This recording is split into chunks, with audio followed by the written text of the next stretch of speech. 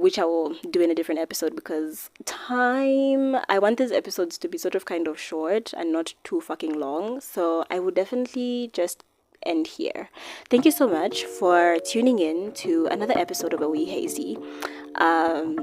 You really did not have to, but since you did, you might as well subscribe. LMFAO. But yeah, thank you so much for tuning in. I'm going to try and prepare for this exam, because I do not want to do this. I mean, it would be nice to still have the amount of time that I've had to reflect on my life and, you know, learn and unlearn stuff. But I think I need to get back like into the real world. I mean, I don't think I need to, but I can't afford, I guess, to fail again. So I need to go study for this exam. And then something that has been like a highlight of my life, that is currently like a highlight for me, is I think number one, staying disciplined and staying committed to trying so hard to be disciplined even when it's been difficult, but also getting back up every time I fall, and also drinking water. My water streak is actually pretty good right now. Although I've not been finishing like 3 bottles every week or every day, I've been doing at least 2.5, which is good, I think, for me. And then also the reading has also been going really well. I'm still reading Very Impressive for Your Age by Eleanor Kirk, which has been actually surprisingly exciting, LMFAO, and I'm actually going to finish it on Tuesday. And I've been working so hard on like catching up on my reading. Like if I miss a day, I make it a point to catch up instead of just allowing the days that I've missed to slack off and push like the deadline further. I've just been so eminent on like I need to meet the deadline. And as I'm recording this, I'm actually on track because I've already read the 3 chapters for today of that book, and on Tuesday I should be finishing and starting a new book, which I'm excited about. And the motivation for reading has really just been me being on Pinterest, because my reading list is on Pinterest, where I'm saving, like I have like over 700 saves in my book board, my board on books, board book, LMFAO, book board, I don't know, but yeah, I have over like 700 saves, but I decided to like branch that one off to a different board where like it's more managed, and I have like a clear, I think, concise list of like, oh, this is what I want to read. And yeah, pretty much. Anyway, thank you so much for tuning in once again. I will see you guys in my next video, and until then, stay safe, drink water, and fight the demons and illusions of limerence, because it is not good for you. We can do this. This is supposed to be like, I guess, motivational talk for, I guess, fighting limerence and obsession and learning to hold desire without being consumed by it.